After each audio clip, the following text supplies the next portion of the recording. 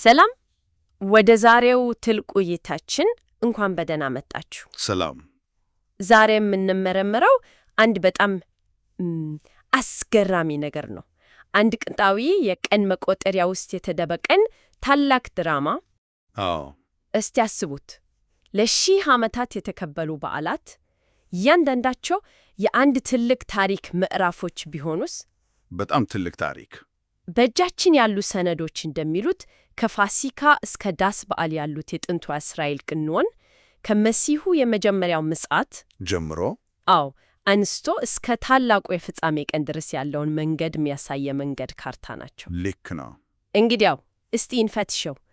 እንዴት ነው የፋሲካ በግ፣ የአልቦካ ቂጣ እና የበኩራት አዝመራ በዓላት ከስቅለት፣ ከቀብር እና ከትንሣኤ ጋር በቀጥታ ሊቆራኙ የቻሉት? በጣም ትክክለኛ መነሻ ነው። እና ይህንን ስንመረምር እነዚህ በዓላት ያለፈውን ለማስታወስ ብቻ ሳይሆኑ እንደ ጥላ ሆነው ወደፊት የሚመጣውን እውነተኛ አካል የሚያመለክቱ መሆናቸውን እንረዳለን። እንደ ጥላ? አዎ። የዳንዱ በዓል ቀን እና ሥርዓት እንዴት ከመሲሁ አገልግሎት ጋር ጥብቅ ቁርኝት እንዳለው ስናይ አንድ ወጥ የሆነ መለኮታዊ ዕቅድ ከመጀመሪያ እስከ መጨረሻ ተዘርግቶ እናገኛለን። በጣም ጥሩ። እና ታሪኩ የሚጀምረው ከመጀመሪያው በዓል ነው። እንግዲያውስ ከመጀመሪያዎቹ 3 በዓላትን ጀምር። ሰነዶቹ እነዚህን በቀጥታ ከኢየሱስ የስቅለት ሳምንት ጋር ያገናኟቸዋል። እሺ፣ የመጀመሪያው ስቅለት ከፋሲካ ጋር ያለው ግንኙነት ነው። ይህ በመጀመሪያው ወር በ14ኛው ቀን የሚከበር ሲሆን ምንጮቹ አንደኛው ቆሮንቶስ ላይ የፋሲካ በጋችን ክርስቶስ ታርዷልና የሚለውን ቃል ይጠቅሳሉ። ልክ ነው። እዚህ ላይ ያለው ምሳሌያዊ ትርጉም በጣም ጥልቅ ነው። በጥንቱ ሥርዓት የእስራኤላውያን ቤተሰቦች የበሩን መቀን በፋሲካው በግ ደም ይቀቡ ነበር። እሺ። እና ይሄ ደም ከግብፅ በኩሮች ላይ ከመጣው የሞት መልአክ እንደ መከላከያ ምልክት ሆኖ አገልግሏል። ገባኝ። ደሙን ያዩ ቤቶች ከፍርዱ በረና ያልፉ ነበር። በተመሳሳይ መልኩ የክርስቶስ ደም በአዲስ ኪዳን በአማኞች ላይ የኃጢአት ይቅርታንና ከዘላለም ሞት መዳንን እንደሚያመጣ ያሳያል። የበጉ መታረድ የክርስቶስን መስዋዕትነት ጥላ ነበረ ማለት ነው። በትክክል። ይህ ግልጽ ነው። ከዚህ በመቀጠል የክርስቶስ ቀብር ከቂጣ በዓል ጋር ይገናኛል። ይህም በመጀመሪያው ወር በ15ኛው ቀን ይጀመራል እና በዓሉ ሲከበር እርሾን ሙሉ በሙሉ ከቤት የማስወገድ ትዕዛዝ እንደነበረ ሰነዶቹ ይጠቅሳሉ። አዎ። ግን ለምን እርሾ ለምንድን ነው እንዲህ አይነት አሉታዊ ትርጉም የተሰጠው? ጥሩ ጥያቄ ነው። በመጽሐፍ ቅዱስ አስተምሮ እርሾ አብዛኛውን ጊዜ የኃጢአትና የሙስና ምሳሌ ሆኖ ነው የሚቀርበው። ምክንያቱም ትንሽ እርሾ ሊጡን ሁሉ እንደሚያቦካ፣ ትንሽ ኃጢአትም የሰውን ሕይወት ወይም ማህበረሰብ በሙሉ የማበላሸት አቅም አለው። ልክ ነው። ስለዚህ እርሾን ከቤት የማስወገድ ሥርዓት ኃጢአትን ከሕይወት የማራቅን አስፈላጊነት ያመለክታል። እሺ። ይህ ከክርስቶስ ቀብር ጋር ሲገናኝ ኃጢአት የሌለበት ንጹሕ አካሉ በመቃብር ውስጥ ማደሩን ያመለክታል። እርሾን እንዳልነካው ያልቦካ ቂጣ ክርስቶስም ኃጢአት አልነካውም። እናም ሦስተኛው የትንሣኤው ቀን ከበኩራት በዓል ጋር ይያያዛል። ምንጮቹ አንደኛ ቆሮንቶስ ላይ ክርስቶስ ከንቀላፉት መካከል በኩራት እንደሆነ የተጻፈውን ይጠቅሳሉ። አዎ። ቆይ እዚህ ጋር አንድ ጥያቄ አለኝ። እሺ። በኩራት ወይም የመጀመሪያ ፍሬ የሚለው ጽንሰ ሐሳብ ለዘመናዊ አድማጭ ትንሽ የራቀ ሊመስል ይችላል። በወቅቱ ለነበረው ገበሬ ይህ ምን ያህል ትልቅ ትርጉም ነበረ? በጣም ጥሩ ጥያቄ። የመጀመሪያው ነዶ ሲቀርብ የቀረው አዝመራ በእርግጠኝነት የኔ ነው የሚል ሙሉ እምነት ነበረው ማለት ነው። በትክክል። ጥያቄሽ የነገሩን ዋና ነጥብ ነው የያዘው። በእስራኤል የእርሻ ባህል የበኩራት በዓል የመጀመሪያው የገብስ አዝመራ ነዶ ወደ መቅደስ ቀርቦ ለእግዚአብሔር የሚሰጥበት ቀን ነው። እሺ። እና ይህ የመጀመሪያው ነዶ ሲቀርብ ገበሬው 2 ነገሮችን እያወጀ ነበር። ምንድን? አንደኛ ይህንን ምርት የሰጠኝ እግዚአብሔር ነው ብሎ ዕውቅና እየሰጠ ነው። ሁለተኛ ይህ የመጀመሪያው ፍሬ ተቀባይነት ካገኘ የቀረው አዝመራ በሙሉ በእግዚአብሔር ዘንድ ተቀባይነት ማግኘቱንና የተቀደሰ መሆኑን ያበስር ነበር። ዋው! ስለዚህ የክርስቶስ ትንሣኤ እርሱን ለሚከተሉ ሁሉ የትንሣኤ ዋስትና ወይም የመጀመሪያው ፍሬ መሆኑን ያመለክታል። ዋስትና? አዎ። እርሱ በመነሳቱ ወደፊት የሚነሱትን ሁሉ ይወክላል። የነሱ ትንሣኤም የተረጋገጠ መሆኑን ያበስራል። እንግዲህ የመጀመሪያዎቹ ሦስቱ በዓላት ልክ እንደ አንድ ድራማ የመጀመሪያው ክፍል የዋናውን ገጸ ባህሪ መምጣት፣ መስዋዕትነትና ድል አድራጊነት አሳይቶናል። በትክክል። ታዲያ ድራማው እዚህ ላይ ያበቃል? ሰነዶቹ እንደሚሉት ገና ሁለተኛውና የመጨረሻው ክፍል ይቀራል። ገና ይቀራል። ይህም ወደ ቀጣዮቹ በዓላት ይወስደናል። እነዚህም ከፍጻሜው ዘመን ጋር የተያያዙ ናቸው። ታሪኩ ይቀጥላል። ቀጣዩ የመለከት በዓል ነው። ይህ በሰባተኛው ወር በመጀመሪያው ቀን የሚከበር ሲሆን ከዳግም ምጽአት ጋር እንደሚገናኝ ሰነዶቹ ያመለክታሉ። መለከት የመለከት ድምፅ በመጽሐፍ ቅዱስ ውስጥ ሁልጊዜም ቢሆን ለአንድ ታላቅ መለኮታዊ ክንውን ጥሪ ወይም ማስጠንቀቂያ ሆኖ ያገለግላል። ልክ አንድ ንጉሥ ወደ ከተማው ሊገባ ሲል መለከት እንደሚነፋው ማለት ነው። እሺ፣ በራእይ መጽሐፍ እንደምንመለከተው የመላእክት መለከቶች ታላላቅ የፍርድ ክንውኖችን ያስከትላሉ። ስለዚህ የመለከት በዓል ወደ ፍጻሜው ዘመን ክንውኖች መገባቱን የሚያበስር ምሳሌያዊ ጥሪ ነው። ከዚህ በመቀጠል በሰባተኛው ወር በ10ኛው ቀን የሚከበረው ታላቁ የስርየት ቀን ይመጣል። ሰነዶቹ ይህንን ከኃጢአት መደምሰስ ጋር ያገናኙታል። ነገር ግን እዚህ ላይ ያለው ትንታኔ በጣም ዝርዝርና ውስብስብ ነው። በጣም ይህ ቀን አንድን የ24 ሰዓት ጊዜ ብቻ ሳይሆን ተከታታይ ክንውኖችን የሚያጠቃልል ሂደት እንደሆነ ይገልጻሉ። ይህንን እንዴት ነው መረዳት የምንችለው? ይህ በጣም ወሳኝ ነጥብ ነው። ታላቁ የስርየት ቀን ስንል አንድ ፊልም ውስጥ ያለንን የመጨረሻውን ወሳኝ ምዕራፍ እንደማየት ነው። በአንድ ጀንበር አያልቅም። እሺ፣ ምንጮቹ እንደሚሉት ይህ ሂደት የሚጀምረው የመጨረሻው የማስጠንቀቂያ ደወል ማለትም ሰባተኛው መለከት ሲደወል ነው። ከዚያም ልክ እንደ አንድ ንጉሥ ወደ ከተማው ሲገባ ታማኞቹ እንደሚቀበሉት በክርስቶስ የሞቱትም ይነሳሉ። ይህም የመጀመሪያው ትንሣኤ ነው። ከዚያ በኋላ ከተማዋን የማጽዳት ሥራ ማለትም ሰባቱ መቅሰፍቶች በምድር ላይ ይፈስሳሉ። እሺ፣ ከመቅሰፍቶቹ ፍጻሜ በኋላ ንጉሡ ራሱ ወደ ምድር ይመለሳል። በመጨረሻም የችግሩ ሁሉ ምንጭ የሆነውን ሰይጣንን አስሮ ከስፍራው ያወጣዋል።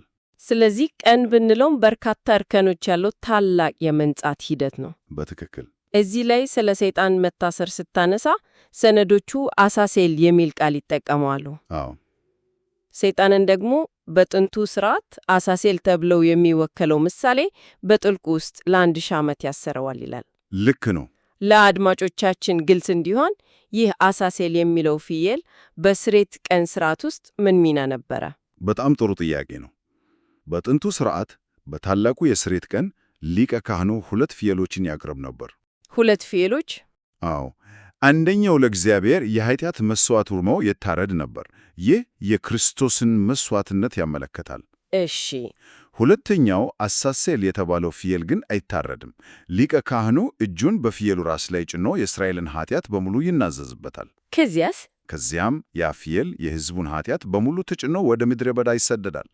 ኃጢአትን ከሕዝቡ ወስዶ የማራቅና የመለየት ምሳሌ ነበር። ገባኝ። ስለዚህ ሰይጣን በጥልቁ መታሰሩ የኃጢአት ምንጭ የሆነው እርሱ ከሰው ልጆች ማህበረሰብ ሙሉ በሙሉ የመወገዱ የመጨረሻ ምሳሌ ነው። ኃጢአት ወደ መጣበት ይመለሳል ማለት ነው። በቃ ልክ እንደዛ። ይህ ማለት የስርየት ቀን የአንድ ትላልቅ የመንጻት ሂደት ምሳሌ ነው። ይህ ሂደት ሲጠናቀቅ ወደ መጨረሻው በዓል እንደርሳለን፣ የዳስ በዓል። ይህ በሰባተኛው ወር በ15ኛው ቀን ይጀመር ሲሆን ከ1000 ዓመት መንግሥት ጋር ይገናኛል። እሺ፣ እንግዲህ ይህ የዳስ በዓል ማለት የረዥም ጉዞ ማብቂያ ማለት ነው። ልክ እንደዛ። እስራኤላውያን በምድረ በዳ የነበራቸውን ጊዜያዊ መኖሪያ ያስታውሳል። ስለዚህ ከ1000 ዓመት መንግሥት ጋር ሲገናኝ የሰው ልጅ ከኃጢአት በኋላ የነበረው ምድረ በዳ ጉዞ አብቅቶ በመጨረሻ ከፈጣሪ ጋር ወደ ቋሚና ሰላማዊ መኖሪያ የመመለሱ ምሳሌ ነው ማለት ይቻላል። በትክክል። ከአንቺ የተሻለ አድርጌ መግለጽ አልችልም ነበር። የዳስ በዓል እስራኤላውያን በምድረ በዳ ለ40 ዓመታት በድንኳን ወይም በዳስ ሲኖሩ እግዚአብሔር እንዴት ከእነርሱ ጋር እንደነበረ የሚያስታውሱበት ነው። የጊዜያዊነት ምሳሌ። ጊዜያዊነትን፣ ስደትን እና አለመረጋጋትን ያመለክታል። ስለዚህ ይህ በዓል ከ1000 ዓመት መንግሥት ጋር ሲገናኝ ያ የጊዜያዊነት ዘመን መውቃቱን ያበስራል። እሺ፣ እግዚአብሔር ዳግመኛ ከሕዝቡ ጋር በምድር ላይ የሚኖርበትን ሰላምና እረፍት የሰፈነበትን ዘመን ያመለክታል። ይህ የድነት ዕቅድ ምድራዊ ፍጻሜ ነው። ይህንን ስናስበው የሰው ልጅ ታሪክ የጀመረው በእባብ ሰይጣን ምክንያት በደረሰ ውድቀት ነው። ልክ ነው። ይህ የሺህ ዓመት መንግሥት ደግሞ ያ እባብ ከታሪክ ሙሉ በሙሉ በሚወገድበት ሁኔታ መጀመሩ አንድ ትልቅ ቅኔያዊ ፍትሕ ያለበት ይመስላል። በጣም ትክክል ነው። የታሪኩ መጀመሪያና መጨረሻ በሚያስደንቅ ሁኔታ ይተሳሰራሉ። እሺ፣ እስካሁን ያየነው ነገር ሁሉ በምድር ላይ ስለሚፈጸሙ ክንውኖች። አዎ፣ ምድራዊውን ገጽታ ነው። ነገር ግን ምንጮቹ ሌላ በጣም የሚያስገርም ዝርዝር ይጨምራሉ። እሱ ደግሞ አለ። እነዚህ ምድራዊ ክንውኖች ሲፈጸሙ በሰማይ ስለሚሆነው ትይዩ ታሪክም ይናገራሉ። እስቲ ይህንን እንመርምረው። እሺ። ሰባተኛው ማኅተም ሲፈታ የስርየት ቀን የሚጀምረው በዕጣን እንደሆነ ይገልጻሉ። የዕጣን ደግሞ የቅዱሳን ጸሎት ምሳሌ ነው ይላሉ። አዎ፣ ክንውኑ የሚጀምረው በሰማያዊው መቅደስ ውስጥ ነው። የቅዱሳን ጸሎት እንደ ዕጣን መዓዛ በእግዚአብሔር ፊት ሲደርስ ታላቁ የፍጻሜው ሂደት ይጀምራል። እሺ። ከዚያም ከአንደኛው እስከ ስድስተኛው መለከት በሚነፋበት ጊዜ እውነተኛው ቅድስተ ቅዱሳን በዚህ ዕጣን ጢስ ይሸፈናል ይላሉ ምንጮቹ። ልክ በብሉይ ኪዳን ሊቀ ካህኑ በዕጣን ጢስ ተሸፍነው ወደ ቅድስተ ቅዱሳን እንደሚገባው ማለት ነው። ብድግ። ነገር ግን ሰባተኛው መለከት ሲነፋ ይህ መጋረጃ ይከፈታል፣ የእግዚአብሔር የቃል ኪዳኑ ታቦት ይታያል። የመጀመሪያው ትንሣኤም በዚያን ጊዜ ይፈጽማል። አዎ። ለምንድን ነው የቃል ኪዳኑ ታቦት በዚህ ሰዓት የሚታየው? ለምን ሌላ ነገር አይሆንም? የታቦቱ መታየት ምንን ያመለክታል? ይህ ነጥብ ወደ አንድ እጅግ ጥልቅ ስነ መለኮታዊ ሐሳብ ይወስድናል። የቃል ኪዳኑ ታቦት በውስጡ የእግዚአብሔርን ሕግ ያዙትን ጸላቶች ይዟል። ልክ ነው። ስለዚህ ታቦቱ መታየቱ የእግዚአብሔር ሕግ እና ትእዛዛት እውነተኛነት፣ ጽድቅ እና ፍትሕ የተሞሉባቸው መሆናቸውን በጽንፈ ዓለም ፊት ማወጅ ነው። በሰይጣን ዓመፅ ምክንያት በእግዚአብሔር አስተዳደር ላይ የተነሳውን ጥያቄ ሙሉ በሙሉ የሚመልሰው ነው። እሺ። ምንጮቹ እንደሚጠቁሙት ይህ ሁሉ ሂደት ለሰው ልጆች ብቻ ሳይሆን ለሰማያዊ ፍጡራንም ጭምር የሚደረግ ማረጋገጫ ነው። እሺ። ይህ የመላእክት ጉዳይ አእምሮን የሚያፈነዳ ነው። በጣም ሰነዶቹ እንደሚሉት ይህ ታላቅ የድነት ታሪክ ሲፈጸም እና የእግዚአብሔር ጽድቅ ሙሉ በሙሉ ሲገለጥ በመላእክት አእምሮ ውስጥ ስለ እግዚአብሔር ባህሪና ፍትሕ የነበረው ማንኛውም ጥርጣሬ ሙሉ በሙሉ ይወገዳል። በዚህም የተነሳ ሰነዶቹ የሚጠቀሙበት አንድ አስገራሚ አገላለጽ አለ። የመላእክት የመምረጥ ነጻነት ይጠናቀላል ወይም ፍጹም ይሆናል። ፍሪ ዊል የሚለው እኔ እንደገባኝ ከሆነ የእኛ የድነት ታሪክ ለእነሱ እንደ አንድ ትምህርት ቤት ሆኖ አገልግሏል ማለት ነው። ይህንን ለመቀበል ትንሽ የሚከብድ ሐሳብ ነው። ሰነዶቹ ይህንን እንዴት ያስረዳሉ? በትክክል እንደተረዳሽ ነው። ሐሳቡ በጣም ትልቅ ነው። ይጠናቀቃል ወይም ፍጹም ይሆናል ሲል የመምረጥ ነጻነታቸው ይጠፋል ማለት አይደለም። በፍጹም ይልቁንም ምርጫቸው ፍጹም በእውቀት ላይ የተመሰረተ እና ማይናወጥ ይሆናል ማለት ነው። ገባኝ። አስቢው፣ መላእክት የሰይጣንን ዓመፅ፣ የሰውን ውድቀት እና ከዚያም የእግዚአብሔርን አስደናቂ የፍቅርና የፍትሕ የድነት ዕቅድ ከዳር እስከ ዳር ተመልክተዋል። ሁሉንም ነገር አይተዋል። ሁሉንም የክርስቶስን መሥዋዕትነት አይተዋል። ኃጢአት ያመጣውን ጥፋትና ጸጋ ያመጣውን ክብር በሰው ልጅ ታሪክ ውስጥ ተመልክተዋል። እሺ። ይህ ሁሉ ሲጠናቀቅ ስለ እግዚአብሔር ባህሪና ስለ ጽድቁ የተሟላ እና የማያዳግም ማስረጃ ይኖራቸዋል። ስለዚህ ለእግዚአብሔር ያላቸው ታማኝነት በስሜት ወይም ባልተሟላ እውቀት ላይ ሳይሆን በማይቃዳ እውነት ላይ የተመሰረተ ይሆናል። የድነት ታሪክ የሰውን ልጅ ብቻ ሳይሆን ሰማያዊ ፍጡራንንም የሚመለከትና በእነርሱ ላይ ዘላለማዊ ተጽዕኖ የሚያሳድር ታላቅ ዓላማ አለው ማለት ነው። በትክክል። በማጠቅላላዩ በዛሬው ጥልቅ ዳሰሳችን ከፋሲካ አንስቶ እስከ ዳስ በዓል ድረስ ያሉት የእስራኤል በዓላት እንዴት አንድ ወጥ የሆነ ታሪክ እንደሚተርኩልን ተመልክተናል። ከክርስቶስ የመጀመሪያ ምጽአት፣ ስቅለት፣ ቀብርና ትንሣኤ አንስቶ እስከ ዳግም ምጽአቱ የኃጢአት መደምሰስ እና የሺህ ዓመት መንግሥት መቋቋም ድረስ ያለውን መንገድ በግልጽ የሚያሳይ ቀን መቁጠሪያ ይመስላሉ። በጣም ግልጽ የሆነ ይህ ከምድር አልፎ ሰማዩን ዓለምን የሚነካ ታሪክ ነው። በትክክል። ለማሰላሰል ሊሆን አንድ የመጨረሻ ሐሳብ ልተው። እሺ። እነዚህ ምድራዊና ሰማያዊ ክንውን የሰው ልጆችን ከማዳን ባለበፈር የመላእክትን የመምረጥ ነጻነት ፍጹም ያደርግ ዓለም አቀፋዊ መፍትሔ አካል እንደሆነ ምንጮቹ ይጠቁማሉ። እሺ። እንግዲያው ይህንን ጥያቄ እናሰላስል። የእኛ የድነት ታሪክ ይህ ሁሉ የሰው ልጅ ስቃይ፣ ትግል እና ድል በጽንፈ ዓለም ደረጃ ያለን አንድ ትልቅ ጥያቄ ለመመለስና የሰማይን ኅብረት ለዘላለም ለማጽናት የሚያገለግል መሆኑ ለእኛ ምን ትርጉም ይሰጠናል? በጣም ትልቅ ጥያቄ ነው። ይህ የድነት ታሪክ እኛ ከምናስበው በላይ ምን ያህል ሰፊና ጥልቅ እንደሆነ እንድናስብ የሚጋብዝ ጥያቄ ነው።